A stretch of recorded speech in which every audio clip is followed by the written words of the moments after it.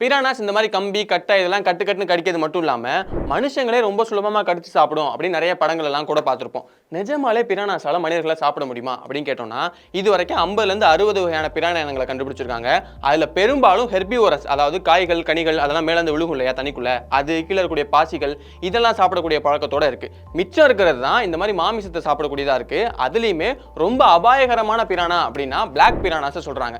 ஏன்னா இதுக்கு தான் ஒட்டுமொத்த மீனினங்கள்லயே அதிகமான பைட் ஃபோர்ஸ் இருக்கு அப்படிங்கிற மாதிரி சொல்றாங்க.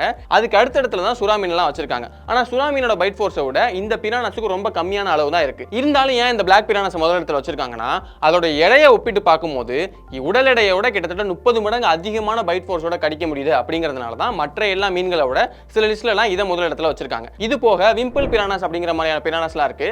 அதுங்க மற்ற பிரானாஸோட செதில், துடுப்பு இதெல்லாம் சாப்பிடக்கூடிய பழக்கம் இருக்கு. ஒரு சில பிரானா இனங்கள்ல அதிகமா உணவு கிடைக்காத நேரத்துல மற்ற பிரானாக்களை கூட சாப்பிடக்கூடிய பழக்கம் இருக்கு. இதை கேனிபலிஸ்டிக் பிஹேவியர் அப்படின்னு சொல்றாங்க. சரி, இப்போ இந்த பிரானாஸ் மனுஷங்களை நெசமாலே சாப்பிடுமா இல்லையா அப்படின்னு பார்த்தோம்னா, இதை பற்றி நிறைய பேர் எக்ஸ்பெரிமெண்ட்ஸ்லாம் பண்ணியிருக்காங்க. உதாரணத்துக்கு ரிவர் மான்ஸ்டர்ஸ் அப்படிங்கிற ஷோ நிறைய பேர் பார்த்திருப்பீங்க.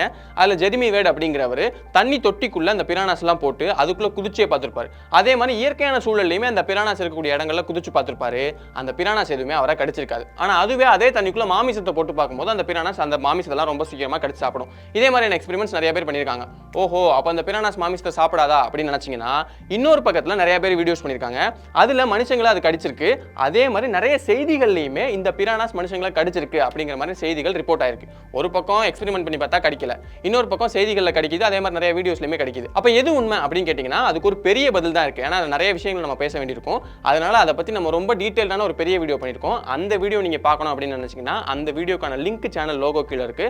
அதை கிளிக் பண்ணீங்கன்னா நீங்க அந்த பெரிய வீடியோ பார்க்கலாம். ஏன்னா அந்த பெரிய வீடியோல இன்னும் இந்த பிரானாஸ் பத்தி நிறைய முக்கியமான விஷயங்கள், ரொம்ப குறிப்பா பிரானாஸ் மனுஷங்களை சாப்பிடும் அப்படிங்கிற எண்ணமே மனிதர்களுக்கு முத எப்போ வர ஆரம்பிச்சு அப்படிங்கிற மாதிரியான விஷயங்கள்லாம் நம்ம பேசியிருப்போம். அதனால அந்த லிங்கை கிளிக் பண்ணீங்கன்னா அந்த வீடியோ நீங்க பார்க்கலாம்.